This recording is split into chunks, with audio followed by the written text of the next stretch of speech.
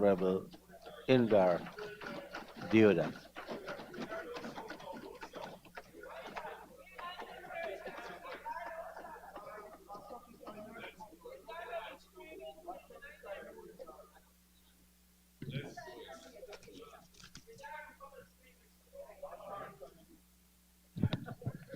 Mr. Speaker, thank you for the opportunity for me to give my few remarks on this budget.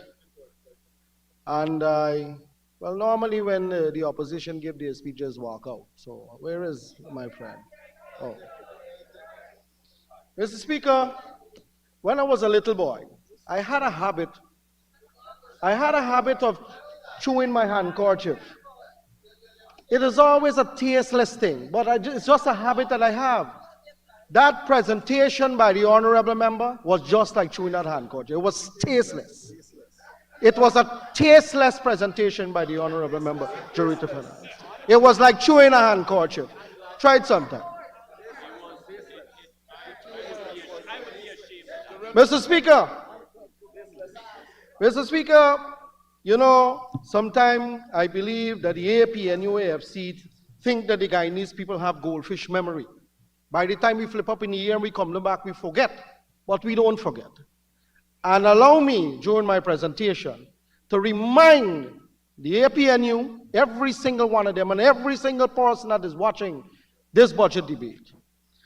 I will first turn my attention to the Honorable Member Roysdale Ford, who spoke at the beginning of today's debate. And he quoted one Mr. Ram, Mr. Christopher Ram, somebody who I know in the accounting fraternity for many, many years. Okay, Minister, just be careful using his name. You could maybe use his article, but not his name. Well, they said so. I'm just reporting to what they said. You're cutting into your own time. Anyway, the article that the member quoted about Guyana will lose 100 million USD in 100 billion or 10% in inefficiencies. Well, I don't know where that mathematics came from or what justification they have to produce rather than an article that is quoted in this National Assembly.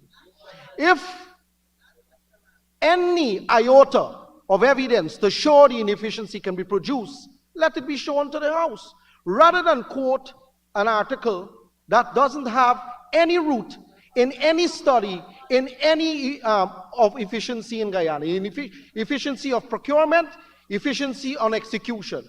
If the article has a basis in fact, produce the fact. Other than that, it is just designed for enthusiastic corruption of the public good. That is what it is designed for. And it's repeated in this honorable House. I also want to touch on the honorable members talking about trickle-down economics and waste, fraud, and abuse, and slush fund. And these are the things that they use to describe the budget that we presented on behalf of the PPP government. And talk about a visionary roadmap. He spoke about a visionary roadmap, that the PPP don't have a visionary roadmap. Mr. Speaker, in any government, the wisdom, the collective wisdom of a cabinet, it is to the extent of what the leader sees, what the leader of the cabinet sees. And I am telling you, based on, Mr. Speaker, their government, their leader, David Arthur Granger, his vision, his roadmap was selling cook-up and fried rice and fish and chips. That is what he went and told the people. That is the vision and the roadmap that the APNU government will come here and tell us about having a roadmap. It was him who spoke it, not Indar. It was David Arthur Granger who spoke it. You can't unspoke that or unspeak that. You can't do that because he said it to people who wanted to hear about opportunities. Fish and chips and cook-up rice. That is the world vision of the APNU government. That is what you call a street view. That is not world view, that is street view. That is the roadmap that the APNU member spoke about. Come on, man. He spoke about poverty is pervasive. Poverty is pervasive. Mr. Speaker, I'm a man who study the Holy Book. I go to church on a Sunday to keep sane. Just to keep my foot on the ground, I try to go to church every Sunday to hear the pastor. Mr. Speaker, I know that in every single nation on earth since the foundations of the earth had poverty. Every single nation. Which one don't have poverty? Let any one of those bright scholars over there show it. Poverty will always be with you. It's how you address it is the difference between our government, which I'll show you just now, and when they were in government. I'll show you just now. He spoke about UG, 4.1 billion, and compared to the gold scholarship, and talk about the gold scholarship. I mean, I'm not going to rehash what my comrade Joe, the honorable member, spoke about. But the gold scholarship gave 21,442 Guyanese a chance of an education. 21,442 Guyanese from all walks of life, every part of this country. Every part. And you are going to cuss that in this honorable house? You are telling that 21,442 people you don't deserve that? Who are we in this house to say that? Our job when we were elected is to make sure we enhance people's lives, and the only way through that is education. If a man was born and raised in poverty, his only chance out of that is via education. I am one that is standing here as evidence of that education can take you out of poverty and bring you so that you can address this honorable house on the budget before the country. I am evidence of that. He said the budget lacked consultation. I don't know which rock the honorable member crawl out of. I don't know which tomb just break out and they just crawl out of the tomb. I will tell you, the Manufacturers Association issued statements because they had consultation. The Private Sector Commission issued statements. The Chamber of Commerce of Industry, over 1,000 members they have, issued a positive statement. The Upper Quarantine Chamber, the Barbies Chamber, the Reason Tree Chamber, all of the chambers, the Essequibo Chamber, the Badminton Association, the Squash Association, everybody issued statement on this budget because they were part of the process. And he now crawled out of a rock and said, oh, there was no consultation. He just crawled out of a, he broke out the tomb and crawled out, yes. Yeah. And this honorable member, Honorable Ford, came to this house and spoke about the Constitution and adhering to the Constitution and appointment of Chancellor of the Judiciary. He has the gall, the straight face to come to this honorable house and talk about upholding the Constitution. When they were squatting in office for 5 whole long months, he led the fight to go to the court over and over, as they say in the countryside, gote in Wandal, till they end up with something called res judicata, because they're trying one case over the next. For the same issue, I got the AG laughing there now. Even to the AG find it funny. That gentleman who the honorable member for, he was the one who was leading the fight to keep illegal government in office, squatting. And he come here to lecture us about Constitution and adhering to Constitution. We don't need a lecture from that particular member. Maybe the younger members who weren't part of it can come here and talk about that. Not him. Mr. Speaker, he spoke, I will rebuke every liar, every mistruth, every misguided information that was spoken in this house. Mr. Speaker, they're talking about poor and vulnerable, the Honorable Ford. I'll come to my friend Ms. Jurita just now with her, that crazy mathematics that came out. But let me deal with Ford first. Mr. Ford said that this budget does not cater for the poor and the vulnerable. Mr. Speaker, there was something under 2015 to 2020 government under the AP and UAFC that I refer to the great turning away. They turned their face away from the poor and the vulnerable. And I'll tell you how they did. The first thing that they did was introduce about 200 hardship measures. We call it hardship measures because that is what it is. You don't tax fertilizer herbicide and pesticide to grow food. They didn't do that. Is what is a hardship measure. They talk about the poor and the vulnerable, the elderly folks. Mr. Speaker, they tax the elderly folks. The water that you used to pray and say namaz and pray and cook food and feed the churches who feed the vulnerable, the water that you use, they put on VAT on it. Imagine they're taxing the thing that you use to wash your hand and clean yourself to go and pray in the morning. That is what they're talking about. The vulnerable and the poor, water, like Bill. They remove the subsidy from the light. That is what they do, and they are coming at top of poor and vulnerable. Every single thing under the sun they tax. To all the fees they increase. Even to the balalacha, that the thing? Balalacha. Even to that man they tax. That man was pushing the little cart they tax, the Huskers. The Huskers man they increase the fee. The younger people in here don't know that, but the previous finance minister, I think he's wake up every morning. Minister sorry, he's not here to defend himself. He used to wake up every morning and say, where we going to tax you, Mr. Granger? Where we going to tax today? I'll tell you what else they tax. They tax education, developmental things. Okay, got some students over there. Education, I was president of the chamber at that time, run down by your office and abuse you out for it. Oh, you want to tax development? You want the country to raise up dunces? You want the country to raise up dunces? We can't. Shame. It was a shameful thing they did. Listen to me. The Irfan Ali administration did not put no pook people inside his government. He put up educated people. He put up educated people in his house to defend this budget. So don't bring those things to us here. They tax food. Imagine he's talking about poor. Food. They tax food. Things like butter. They tax butter. You can't even talk to your girlfriend and your boyfriend long. They tax the data. They tax the data. The food, bread, Mr. Speaker, bread. People don't know how bread is made. They got flour and they got something named shortening that's going to it to make it. They tax the shortening. So the bread price gone up. So the people start making, rather than the bread be so long, they bring down the bread this size to maintain the price. That is what they are doing. They're talking about hardship measures.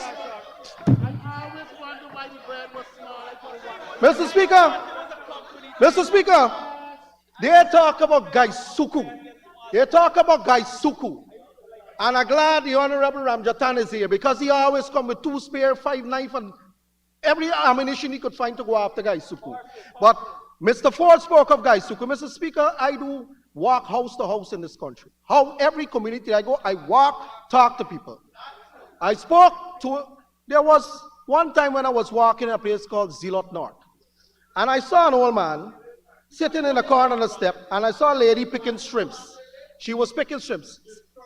Be quiet, you might learn something. The lady is picking shrimps. So I asked if everything is okay. I had about 3 young ladies with me because they control the area, and they were walking with me.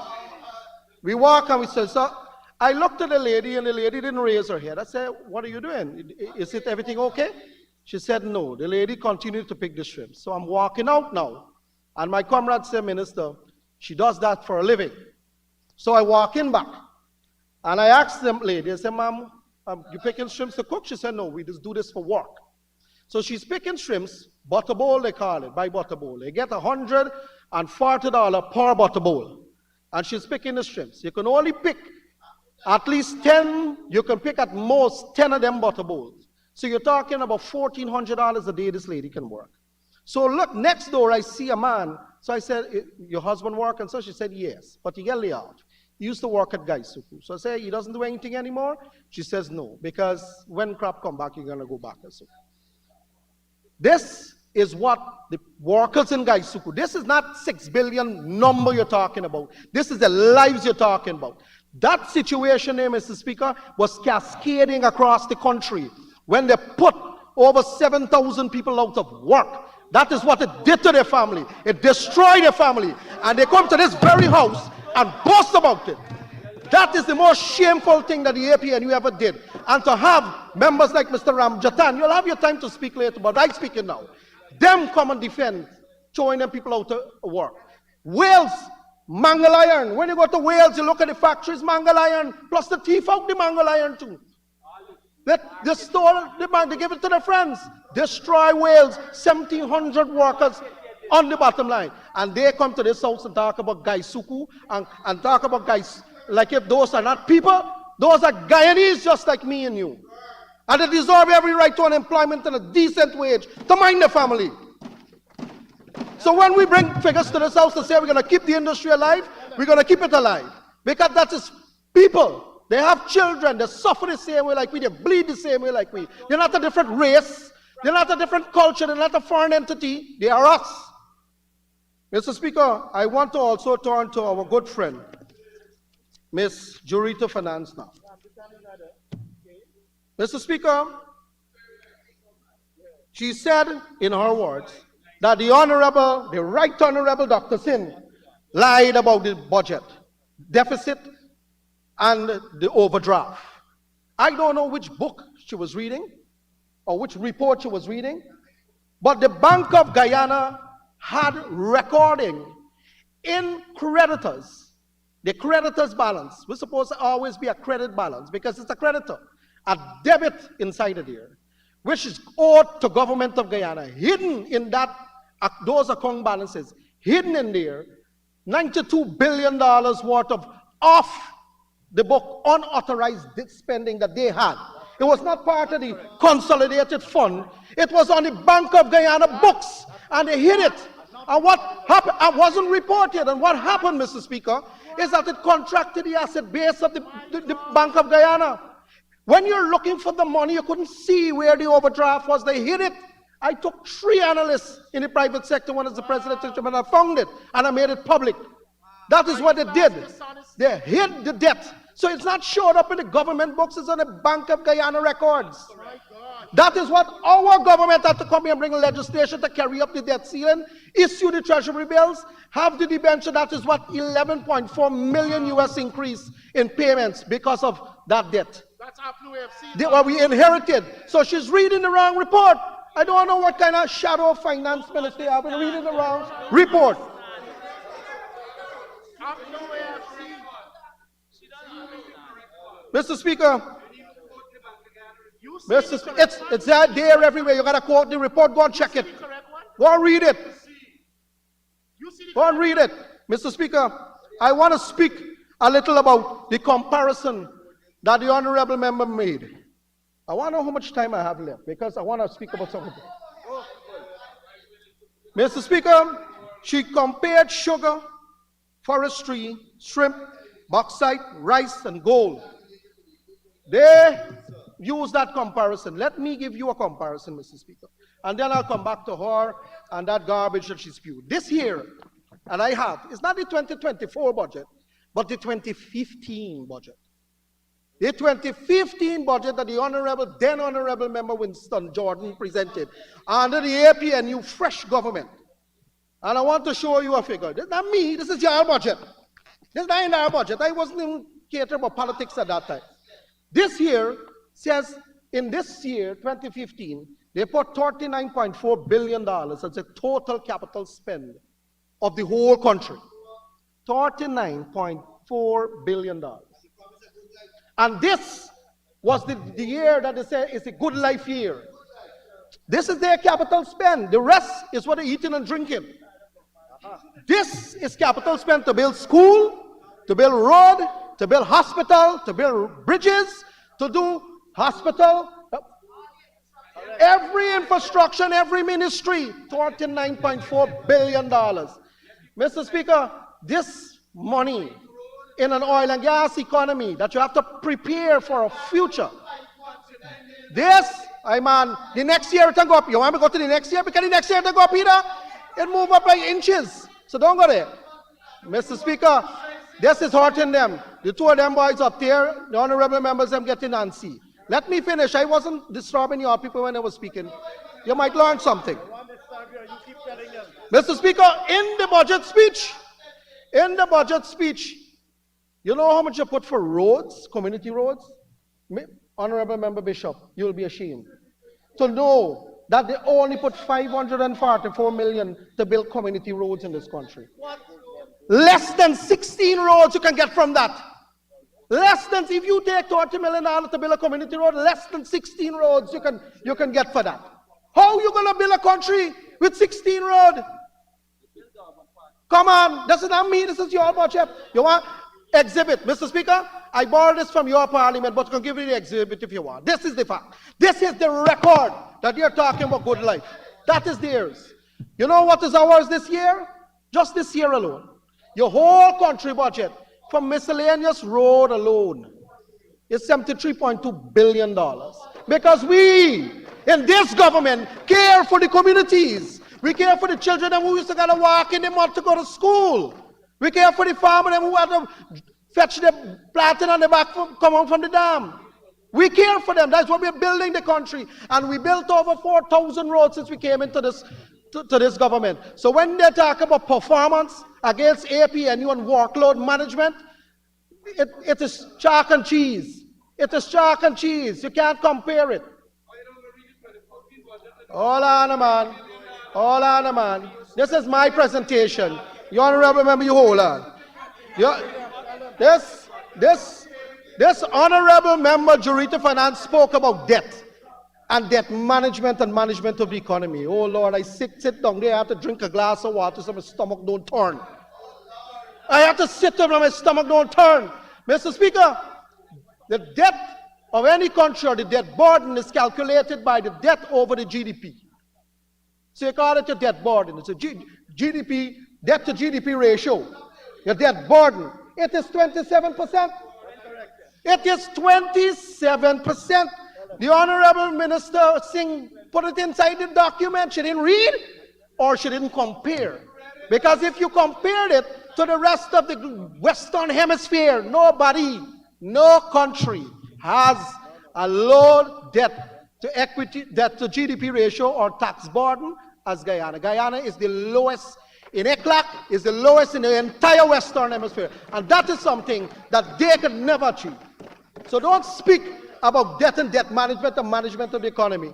The debt, I saw Big and Kaichor News, them too, have, ballooning debt of 44 billion. The debt stock of this country, going back decades, we still paying for some of them old projects. It adds up and it keeps adding, but it's only 3.8% of your total spend. 3.8, just divide 44 billion over 1,146 billion. You'll get it. 44 billion dollars over the total budgets of 1.1 trillion. And you'll get 3.8%. That is the smallest. When we took government, and Minister Ashishin has normally come to this podium and said the same thing, it's 153, it was 100, your debt service ratio was 153%. It means for every dollar you earn, Mr. Speaker, you got to borrow 53 cents to pay, just servicing your debt. That is what we inherited from an APNU government, a PNC government at that time. But you know, in usual reptilian mode, the reptile changed its skin. So they now come with a different thing now. They know to manage the economy. They know how to manage the economy. Remember, some reptiles change their skin all the time. PNC, PNCR, PNC1G, Guyana, APNU, AFC. Recently, I see community development groups at the last local government election. They're just changing all the time. Just changing all the time. In the usual reptilian mode, Mr. Speaker. But we have to call it for what it is. They don't know about managing any economy. I'll tell you how they don't know about managing, how not to do. They do all the wrong things. They spend money in the wrong places. They spend money on current expenditure, recurring expenditure, all the time. They just carry up the normal running of ministries and agencies. Nothing to do with capital formation spending and social formation spending. And let me tell you what this budget has inside to make sure that the entire world knows that this budget have everything that is good for Guyana inside. Good for Guyana. I made some notes on it. More for the boys. First, Mr. Speaker, they are talking about Guyana and the mismanagement of the economy. I don't know which economy in the face of this earth grows and have the tag and the title of fastest growing economy in the world, running at 33% this year, and next year projected to be 34+%. Who manages a bad economy like that? Are we crazy in this house? Is this the house of crazies? I don't think so, Mr. Speaker. This is an honorable house. 33% GDP, the fastest growing economy in the world. That sounds to you like mismanagement? That sounds like somebody just trying to find fault with something good. The global growth is subjected to decelerate by 1.5% when we are growing at 34%. The entire Europe bloc is seeing a reduction in growth. When they do the reports now in the ECLAC report, the economic reports, they pull out Guyana. You know why they pull out Guyana from the normal gang or the normal set of countries? It's because we are termed in mathematics what you call an outlier. The law of averages put everybody in one way, in one group, but we have to be plucked out and put separately because the growth is an outlier. It distorts the growth of the entire ECLAC region. So they pull it out one side and they put Guyana separately because that is how good we are doing. To have APNU member parliament coming and say that the economy is managed bad, I don't know what to call that. I don't know if this is garbage at the Seat Hill Street the other day when I drive through in Albaistown that the city hall had to go and clean up. Because it is plain garbage they're coming in and spew. And I'm sorry that she's left the house because I like to rebut them when they talk. Mr. Speaker, the entire LAC region will grow at 2.2%. You see what I talk about, the law of averages and the outliers? That is mathematics and that is how they do these reports. We should be proud to know that Guyana is treated and seen in that way by even the international financial institution who prepare the reports.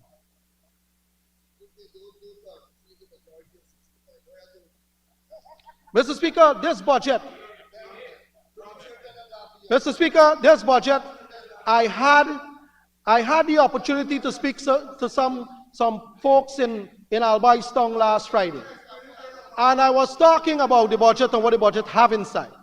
And one of the groups, or the groups of people in the country, are vulnerable groups, the poor. Mr. Speaker, when I speak about the great turning away that the APNU did, I'll tell you now what it means. Mr. Speaker, in this budget, 205,000 children will receive $45,000 come 2024. 205,000 from all walks of life, every race, every creed. You know what they did? They turned the face from those people and said, we're not giving you the crash grant. The former president of Guyana said they can't afford it. How is it that the PPP government can afford it suddenly and increase it to 45? Huh? So y'all in oil money in 2015, 16, 17, 18, oil was a producing of them thing. Y'all, that is their excuse for not having a heart. That is their excuse, Mr. Speaker. Mr. Speaker, I want to talk about something that is different. In every person, there's a value system. In every person, there's a value system. You care for certain things, and you go after it.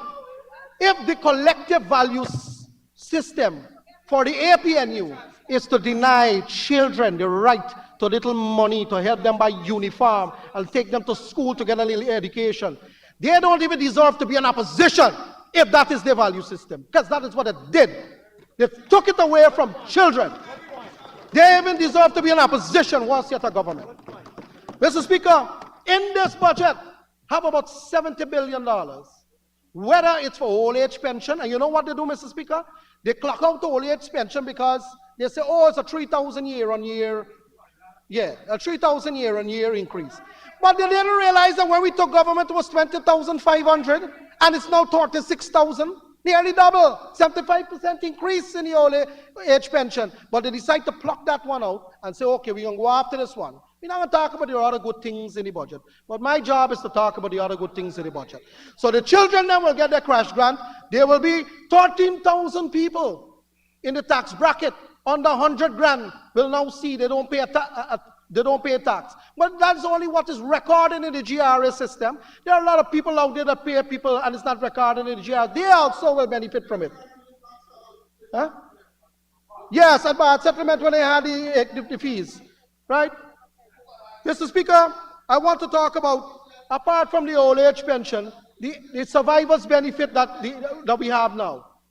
All of these things are geared to help the poor and the vulnerable. Mr. Speaker, they turn their face away from children, the older folks, public assistance program, all of them. We have a whole ministry run by Minister of India that deals with all of these things. Whole day, every day, all over the country, people are being looked at and they are given these benefits. They never used to do these things. Mr. Speaker, when you go out in the country and you walk the place, rather than sit like armchair generals in your office and do desk review, go out and meet people and you'll hear from them. And a lot of people are being helped by this government. We don't turn our face from the fatherless. We don't turn our face from the blind. We don't turn our face from the downtrodden. We embrace it and we put program in place to help them. That is what this budget is delivering. That is what it is delivering. And you check every line of the budget and you will see it. Okay, I checked my time and I see you need an extension to conclude. Thank you. Mr. Speaker, I would like to ask for the honourable member to have 5 more minutes to conclude his excellent presentation. Thank you. Thank you very much, Honorable Minister, Honorable Member, Mr. Deodat Indar. Mr. Speaker, I also want to raise the issue of drainage and irrigation. Drainage and irrigation will see $72.3 billion. Mr. Speaker, let me say this.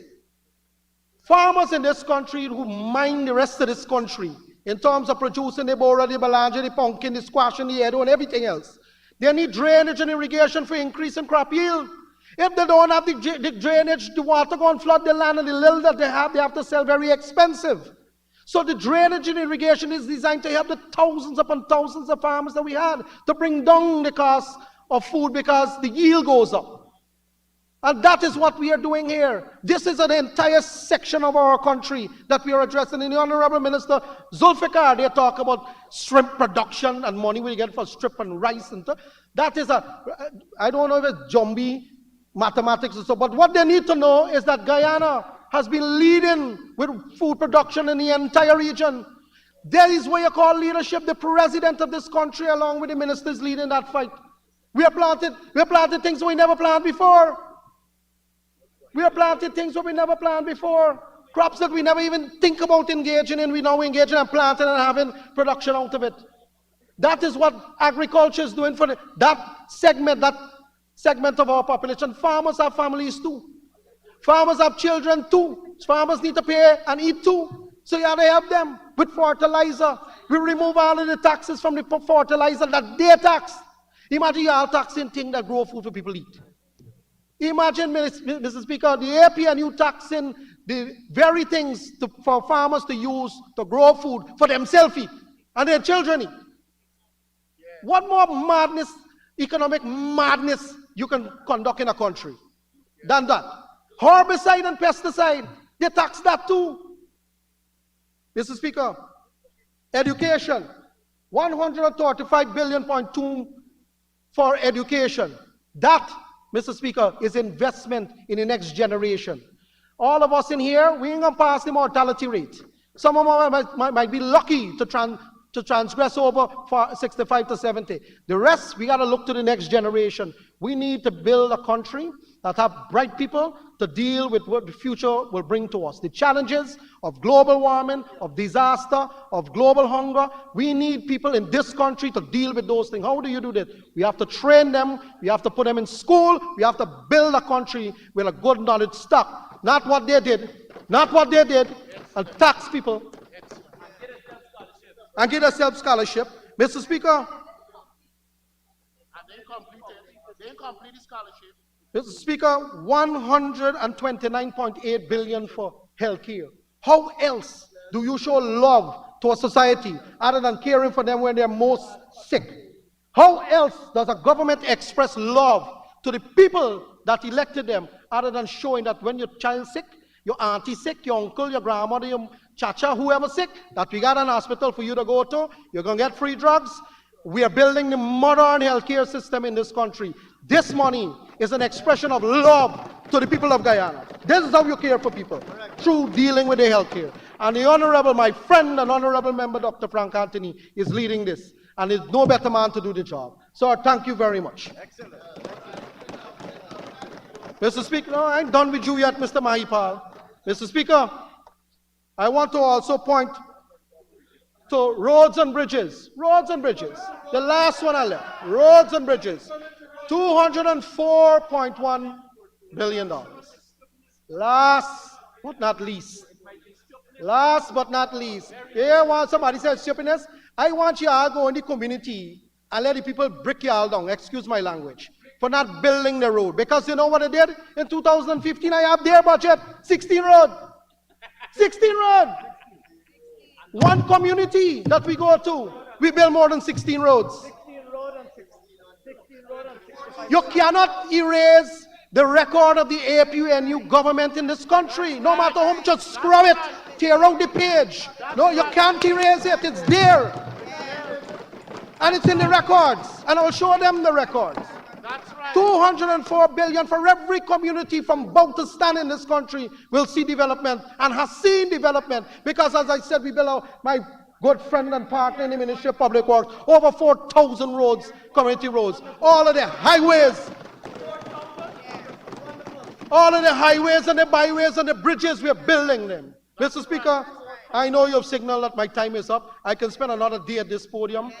But I want to say that this budget that they presented, it belongs where it is, in the past. In the past, it should not, this and their government should never see the face of office again because of their philosophy. Their philosophy is limited, Mr. Speaker. The collective wisdom that they have is shortened. It is only 2-3 people make decision in their government. This government that we have is one that seeks counsel from every single minister, every single public officer. That is how we operate. That is how we operate. Mr. Speaker, I will close by saying that the 2024 budget that was read out by the Right Honorable Member Dr. Singh is a budget for every strata of life in Guyana. Every strata of life. It addressed all of the problems we are facing. All of the problems we are facing in a various grouping of people, including building a country that when the foreigners come in here by the thousands, they see the country that everybody's talking about overseas, that is the #1 growing economy. They see that the country is revving with economic activity. Thank you very much, sir. Thank you very much, Honorable Minister. Honorable members, before we break, a couple of housekeeping matters. I would